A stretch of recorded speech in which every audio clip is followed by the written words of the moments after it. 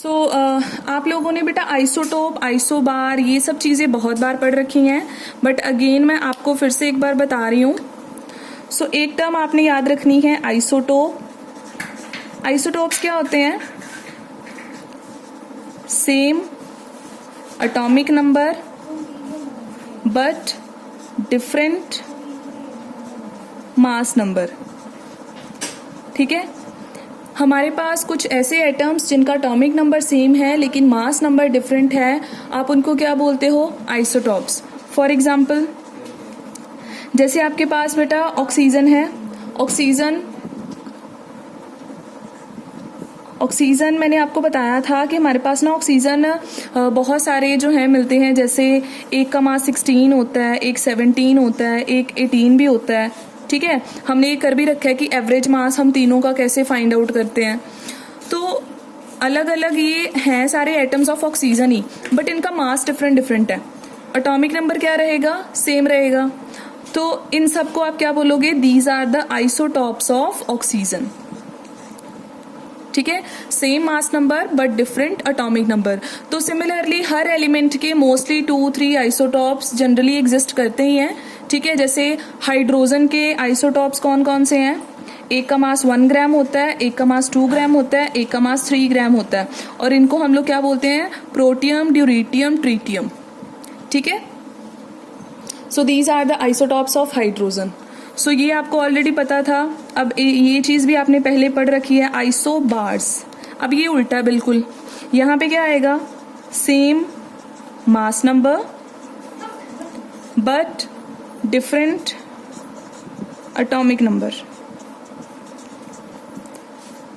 अब मान लो कोई दो डिफरेंट हम एटम्स उठा लें, लेकिन उनका मास जो है वो सेम आ जाए। ठीक है, इन केस तो हम उनको क्या बोलते हैं बच्चे? उनको हम लोग बोलते हैं आइसोबार्स। तो आइसोबार्स की एग्जांपल आपने बहुत टाइम कैल्शियम वगैरह की करी होगी। ठीक है, कैल्शियम की, पोटेशियम की एंड आर्गन की। तो अब मैं यहाँ पे लिख रही हूँ, जैसे एग्जाम्पल है आपके पास potassium atomic number 19, argon atomic number 18, calcium atomic number 20, लेकिन मास 40 एंड 40। वैसे पोटेशियम का जो मोस्ट कॉमन आइसोटॉप है ना, उसका 39 मास होता है, लेकिन मैंने यहाँ पे कौन सा पिक करा है? 40 वाला, एग्जाम्पल के लिए। तो अब देखो, तीनों आइटम्स डिफरेंट हैं, मास नंबर उनके डिफरेंट है, सॉरी एटॉमिक नंबर उनके डिफरेंट है, बट मास सबके सेम है। तो it means these 3 are the isobars.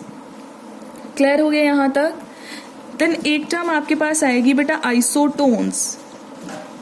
Isotones होते हैं having same number of neutrons. अगर सेम नंबर ऑफ न्यूट्रॉन्स हो बेटा, सेम नंबर ऑफ न्यूट्रॉन्स हो, तो उनको आप क्या बोलते हो? आइसोटोन्स बोलते हो। तो आइसोटोन के लिए अगर आप एग्जांपल लेते हो, सपोज आपके पास कार्बन है। कार्बन का एटॉमिक नंबर कितना होता है? 6, और मास कितना होता है? इट इज अबाउट 12 ग्राम। लेकिन मैं कौन सा आइसोटॉप उठा रही हूँ जिसका मास कितना है? 13 है। अच्छा, नाइट्रोजन, उसका एटॉमिक नंबर 7, मास कौन सा? 14। मैंने दोनों के 2 आइसोटॉप पिक कर लिए। अब दोनों में न्यूट्रॉन आप कैलकुलेट करोगे।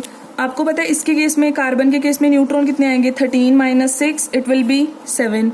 और नाइट्रोजन के केस में न्यूट्रॉन कितने आएंगे? 14 minus 7 is equals to 7। So both of these are having same number of neutrons, but atomic number, mass number वो कुछ भी हो सकता है, सेम भी हो सकता है, डिफरेंट भी हो सकता है, लेकिन बेसिकली इनके जो न्यूट्रॉन्स हैं वो इक्वल हैं। तो आप इनको क्या बोलोगे? आइसोटोन्स। ठीक है, और अब लास्ट जो आपने टर्म याद रखनी है, that is iso electronic. Iso electronic, electronic means electron, so that means the species having same number of electrons.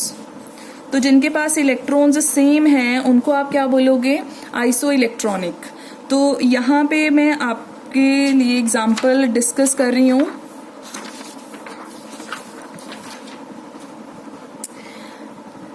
अब ये आपने ना वैसे याद रखना है, ये इंपॉर्टेंट होता है। आइसो इलेक्ट्रॉनिक स्पीशीज काफ़ी आपको ना क्वेश्चन इसके रिगार्डिंग मिल जाते हैं। ठीक है, तो आपने क्या याद रखना है अभी? आइसो इलेक्ट्रॉनिक का।